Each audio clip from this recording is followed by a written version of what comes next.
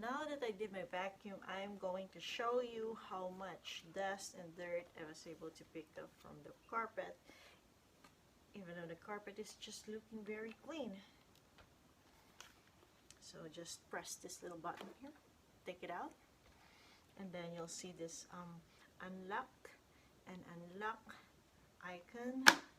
Just press it, twist it. Now I've got the motor out. There's the filter. Take it out. I guess you can also remove this, and then you can take it out so you would be able to better clean the filter. Now this is, I think, another filter. I don't know what it's called.